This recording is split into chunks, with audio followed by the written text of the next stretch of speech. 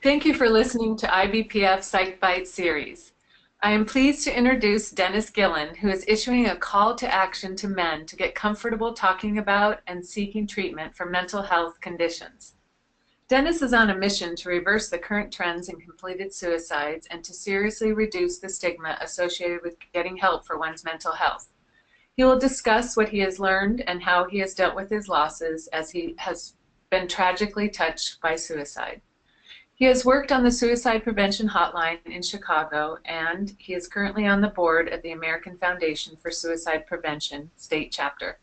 In this capacity, he lobbies lawmakers for additional funding for suicide prevention and raises funds and awareness to help combat the rise in completed suicides. Welcome, Dennis.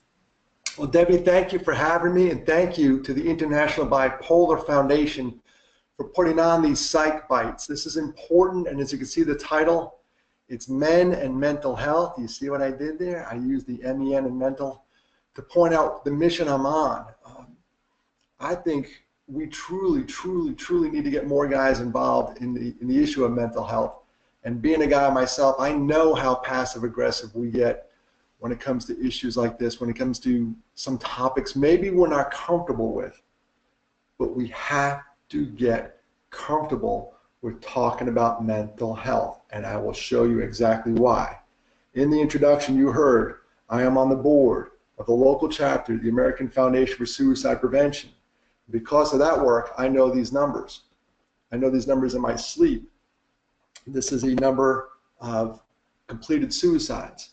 It's 44,193. If we looked at just men and culled that number out, that is 33,000, let's call it 34,000, so close, 33,994. Let's do a little quick math there. 33,000 divided by 44,000, we're at 77% of all completed suicides, guys. That stinks on ice. 77%, let's round up. Come on, I'm not a math whiz. Let's go to 80%. This helps me out a little bit. 4 out of 5 of every completed suicide is a dude. Not cool. Not cool at all. And here's why I think it's important that the good folks at the International Bipolar Foundation continue to do these series, because we want to go upstream. Remember, where I work and what the work I do is downstream a little bit, looking at the completed suicides. I want to go upstream, and here's why. 90% of all the folks who die by suicide have some form of treatable mental health condition. And this is taken from a slide that I do with the American Foundation for Suicide Prevention. It's a program called Talk Saves Lives. And look at the top conditions: depression, and then we are bipolar. I don't like saying the word disorder, and I'm glad the International Bipolar Foundation took that word. It's not in their title, because we don't even like to use it with post-traumatic stress disorder anymore. Just call it post-traumatic stress, just call it bipolar. It's not a disorder, so to speak, in my humble opinion. It's the new normal, and we're going to figure out a way to navigate around it. Let me show you what I look like, because I gave you 44,000 reasons of why I'm in the suicide prevention arena. Let me give you 2 reasons why this is important, 2 reasons that are important to me. I lost not 1, but 2 brothers to suicide. The first one, I was in college. I was a junior at West Virginia University when the phone rang. And it was my sister. I remember this like it was yesterday. It was a Wednesday. She said, "Dennis, you need to come home." I'm like, "No, I don't need to go anywhere." And I'm one of 5 kids: Sheila, Mark, myself, Janice, and Matthew. So I'm in the middle. And Janice is on the phone saying, "Dennis, you need to come home. Mark died in a car accident." Mark died in a car, but it was no accident. You see, the car never left the driveway. The car never got out of park. Mark died by suicide. And Mark suffered through depression and eventually lost the battle and was gone. And incredibly sad. I can go on and on. If we were to stop right there, the story would be sad enough. But when Mark died, I went back to school. I'm going to show you how I reacted. I did not react in a very good fashion. I went back to school and started drinking heavily. I was already drinking enough. The drinking age back then was 18. I was a junior, so I was 20. But I ramped it up a bit. I ramped it up a lot, and I don't know why. The internet loves cats. Every time I type in drinking, this guy shows up. So I thought I'd use it. That's not a good reaction. And guys, often what happens, and this is why I'm so glad to be here today, is we self-medicate. We don't tell anyone. I was the guy at the bar just drinking my face off to, to drink the pain away. And unfortunately, I was the only Gillan boy doing that. And I want to come back to you because you got to see my eyes on this one. 11 years later, I graduate school, living in Carlisle, Pennsylvania. I think I got over the loss of Mark, but I'm still drinking a lot. And if I was drinking a lot, I'd like an Olympic level. My brother Matthew was at a professional level. And one night in his home in Richmond, Virginia, in a drunken stupor, with access to lethal means, Matt is gone. That would hurt because that's the little guy, that's the little brother, that's the one we should be looking out for. That one left a mark. Brutal. I told you about the 44,193. Netflix was kind enough to give us 13 reasons why. I have 2 reasons why I'm involved in this movement. I'm not a psychologist. I'm not a social worker. I'm just a dude who got hosed by suicide, in my humble opinion. I lost 2 brothers. I had to walk behind the casket twice. That is why I think it's important that today we're calling out men. We're calling out men in mental health. We don't do enough in this arena. We're the leading, 4 or 5 completed suicides are men, but when it comes to getting treatment, we're not even there. Bipolar, the bipolar numbers for men and women are equally distributed. But here's the thing about mental health. 1 in 4 folks will go and see a professional.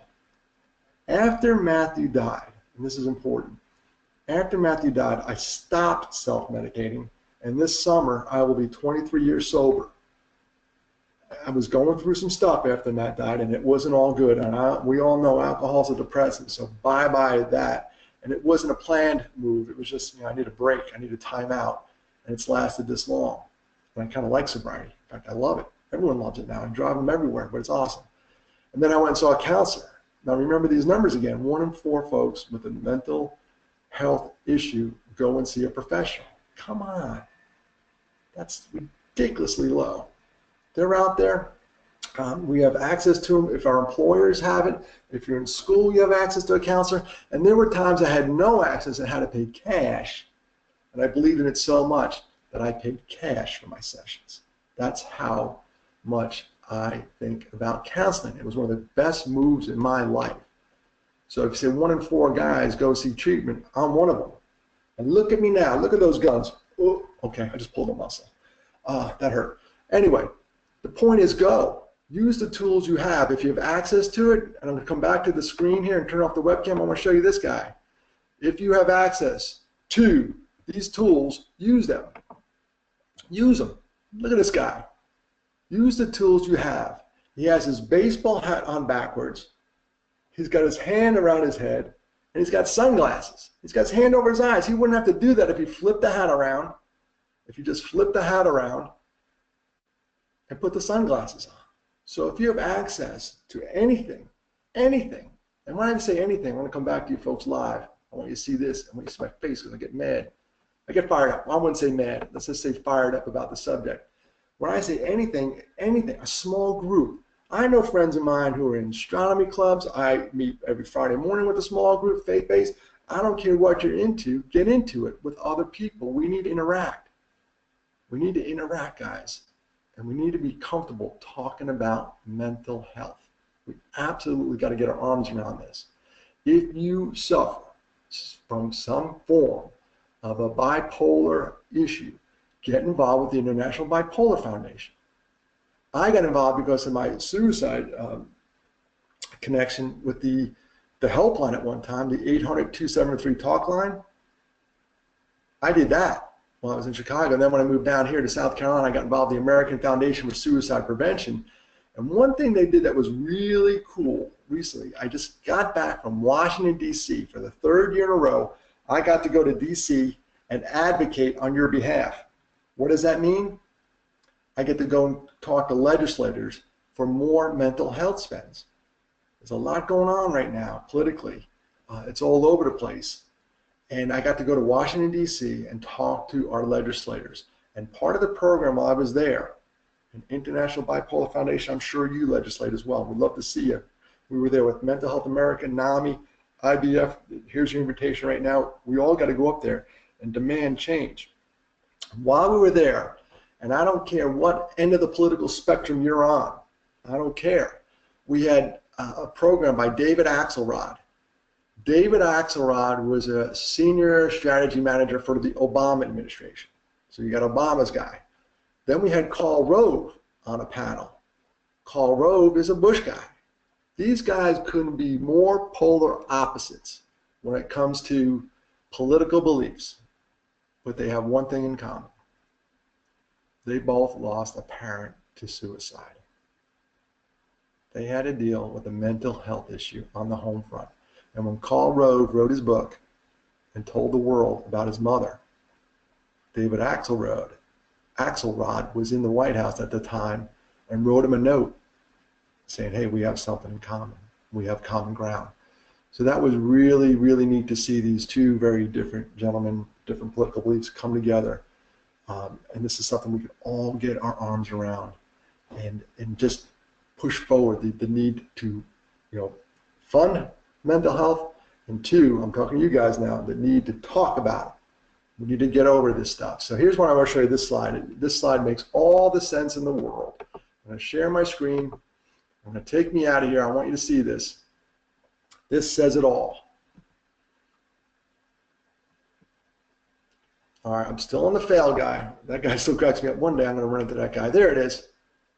It's a Swedish proverb. It's a Swedish proverb that basically says, a shared joy is a double joy. A shared sorrow is half a sorrow. So let's look at the top half of that. Shared joy. We love sharing our joys. Oh, we're all about that. We'll brag all day long what's going on in our life. New car, whatever. New boat. We'll talk about anything. It's the bottom half, guys, that we have to do.